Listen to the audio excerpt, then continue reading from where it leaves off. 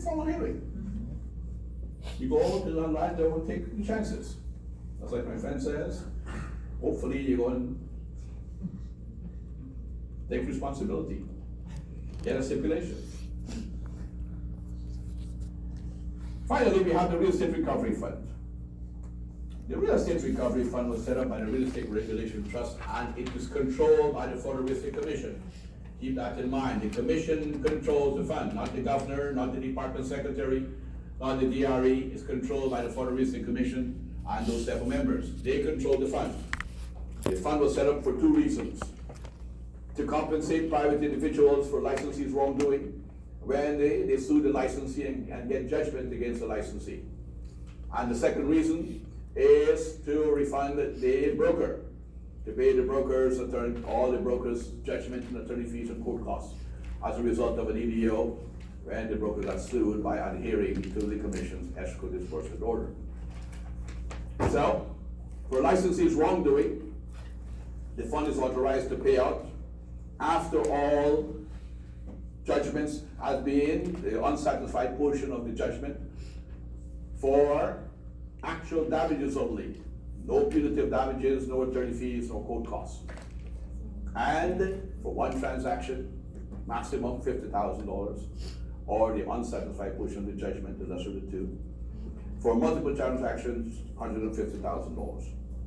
And when the fund pays out money on behalf of the licensee's license will automatically be suspended until the fund is repaid with interest. Then the licensee gets back the privileges. For the brokers adhering to EDO, the brokers' attorney fees and court costs will also be paid, including the actual damages or the judgment against the broker. And the broker's license will not be affected because it's not the broker's fault. The broker is following a lawful order and got sued as a result. The money comes to the fund, and there's no effect on the broker's license. So the fund has a maximum capitalization of $1 million. If it goes below $500,000, they start collecting money from us as licensees. If you're a sales associate, you'll be paying about $50 a year or $3 in every renewal cycle. If you're a broker, it's $3.50 a year, $7 in every renewal cycle. It goes back to $1 million, they stop collecting money until it goes down to $500,000. Question. Let's go to the back of the book. Let's take some questions. Then we go on a break. No, let's do chapter 7 first. Question 480. 480.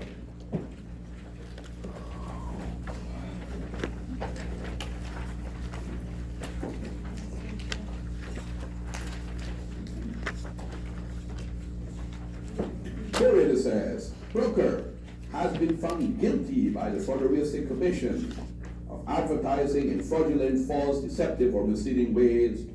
In addition to an administrative penalties, criminal violation has occurred. A second-degree misdemeanor. Very good. Question 484.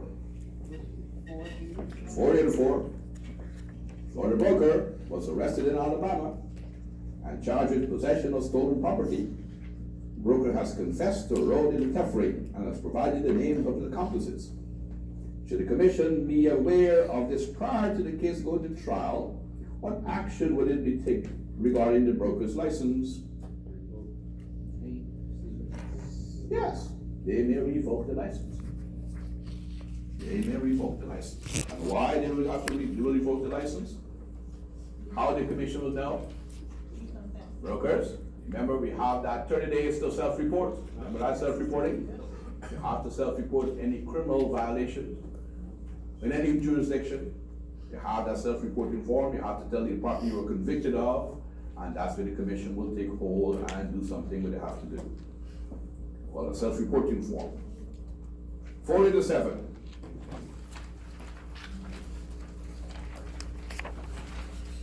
47 says, broker stand showed Benny a 30-year-old home owned by Chuck. Benny, concerned about the age of the house, but Stan convinced Benny to buy it at the list price of $89,000 by promising to buy the home from Benny for the full list price within 3 months. If Benny found the home was unsatisfactory, which Stephen is correct. Very good. Answer is B. Because they're making a false promise. If the broker buys the home, that's okay. If he does not buy the home, he's making a false promise. Making false promises is a violation of license law, and therefore you're going to get your license suspended or revoked for that. You have to meet your promise if you promise to do something. 514. 514.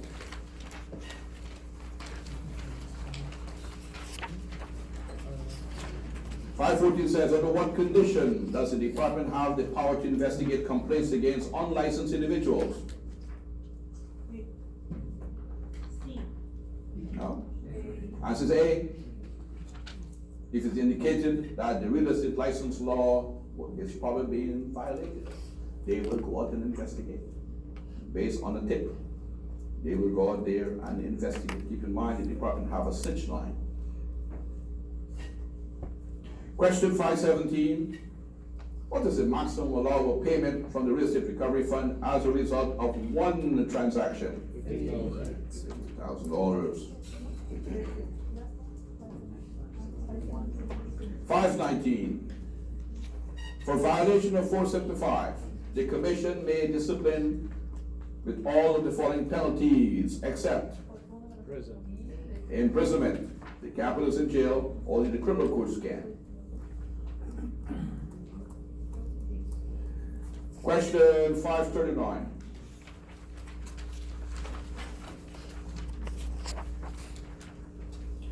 Says, broker bond sold by Christina a property and told Christina that if she were not happy with the property within a period of 1 year, he would purchase the property back from her at the price she bought it for. Which of the following is correct? If 10 months later, Christina decides she doesn't want the property.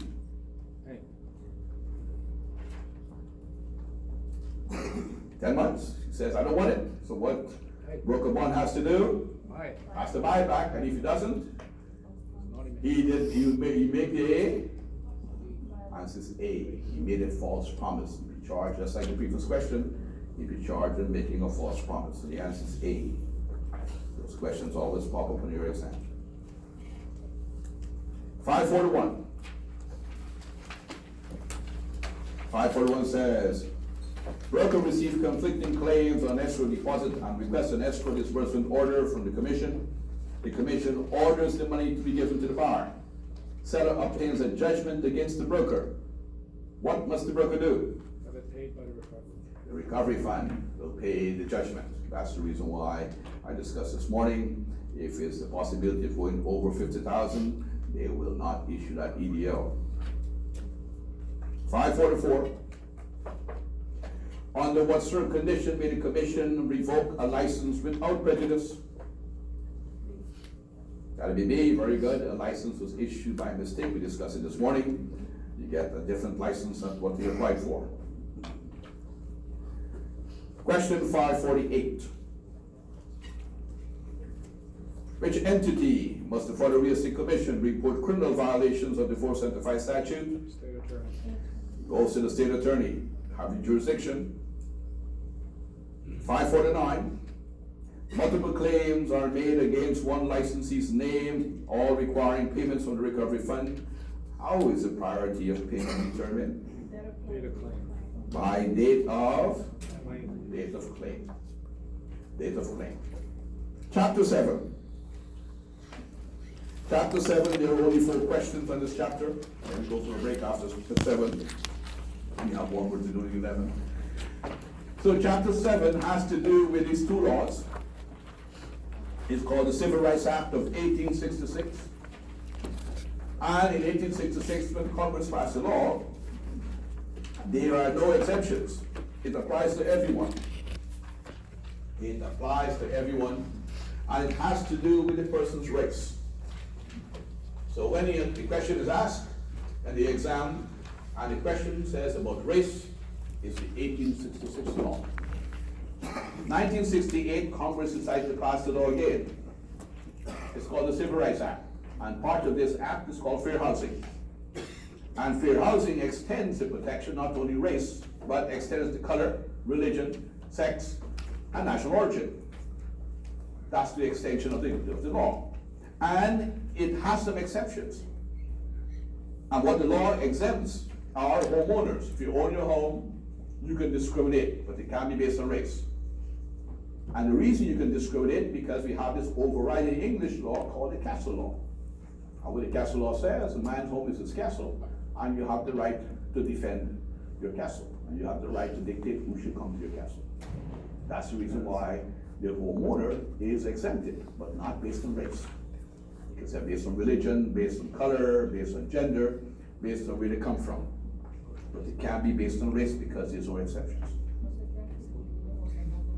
What's that? Right. So, in 1988, the same law was amended to include the handicap, and handicap means that limits one's life activities. One is physically or mentally handicapped, that limits the life activities, they're a protected class, including recovering alcoholics and drug addicts and people with AIDS or HIV positive. They're all part of the handicap status. So one cannot be discriminated against because of this type of issues. Physically or mentally handicapped, suffering from AIDS or HIV positive, or recovering alcoholics and drug addicts. They are a protected class.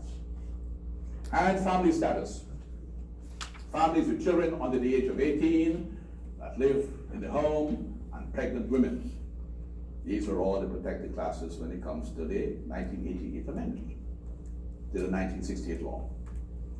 Then in 1968, they have three other violations which we'll discuss in a moment. But here's a question. Broker has been hired to rent an owner's apartment building located in a college town. He quote lower rents and deposits to females because he found through experience that he caused less trouble than males and maintained their apartments better. This is a violation of law? No. Yeah. Which law? 68. 68 law. Based on what? Based on sex. Based on sex. If it says single college students, that's okay. But if it says females are better than males, then there's a discriminatory practice. So these are the three 1968 violations. Steering, can't steer people away from first the neighborhoods that are mixed. It's called steering or channeling. Red, you have dog busting, put fear in the community that a protected class is moving in and stand for sale. Or redlining, the lender or the insurance provider denying loans that have different lending conditions or different coverages because of the neighborhood's ethnicity.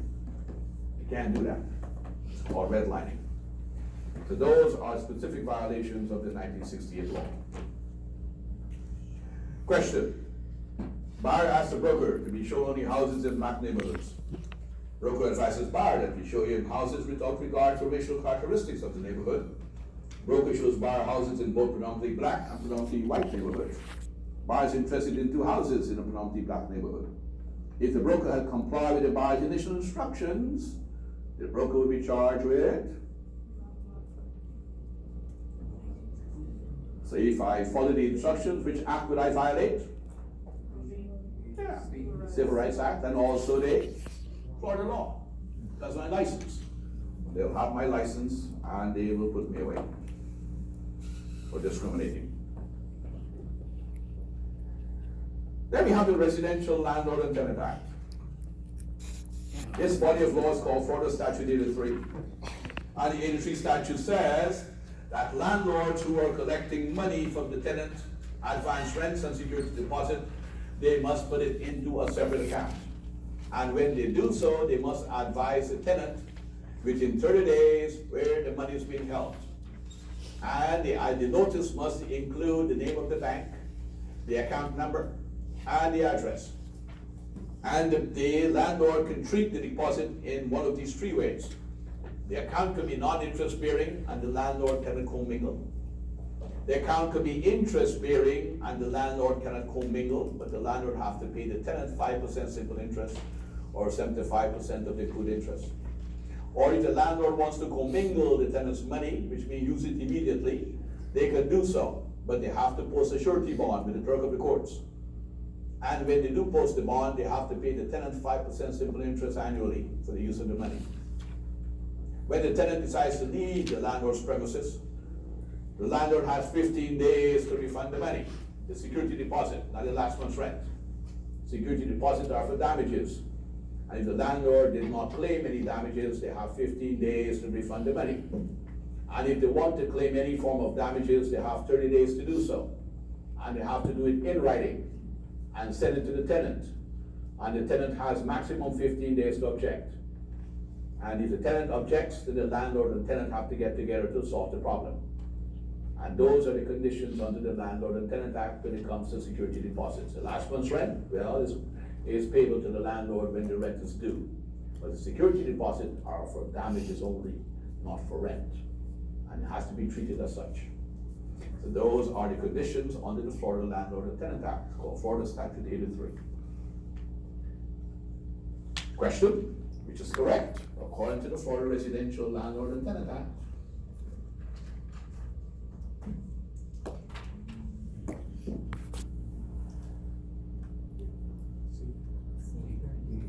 Have 30 days to notify whether one has been held. Bank, account, address.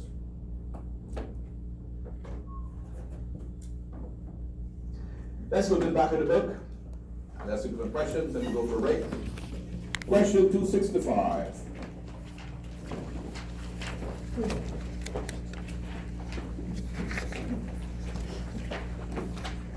Question 265, it says, which phrase would be legal to use in advertising property? Not above. Can't say minority, integrated, or Caucasian. 266.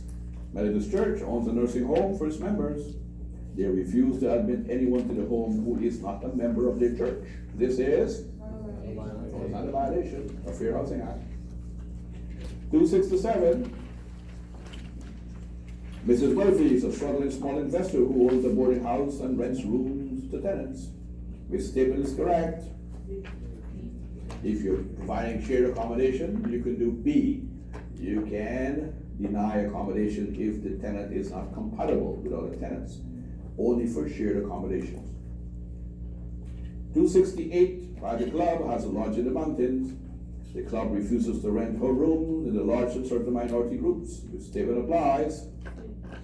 Yeah, so it's not a violation of the Fair Housing Act. If you're not a member, you can't have the privileges of a member.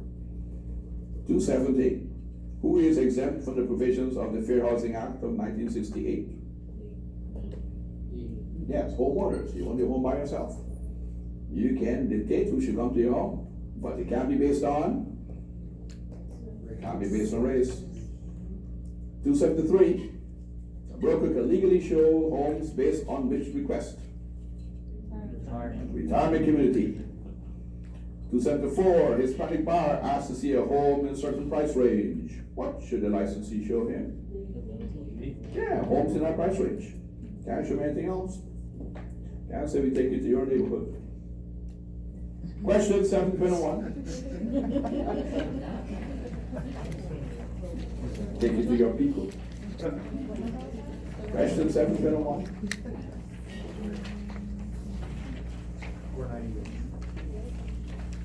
Question 721 says, real estate sales associate obtains an offer to lease from a prospective tenant. Agent calls owner to inform them of the offer. Owner asks sales associate, what race is the tenant? Sales associate responds, they are Caucasians. This statement is correct. Can you tell the landlord what's the race of the person? No, violation of law. And you have D for an answer. Severe administrative and civil penalties. You can't say the race of the person. They are all of the human race. Question 845.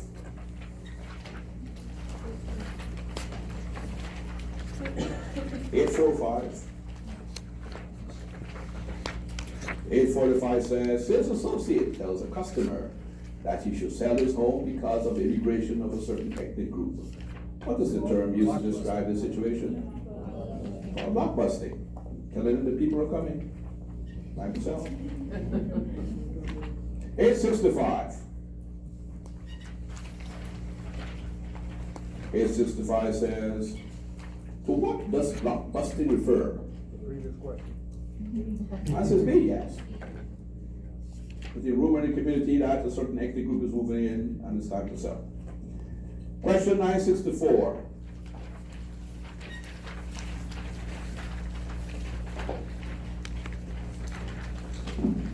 Question 964 said, if a seller lists a house with a broker and discriminates against the buyer based on religion, the seller would have violated which regulation? 1968. Answer B, the 1968 law. Religion comes under the 1968 law. Okay, folks, let's go take a break. See you back here.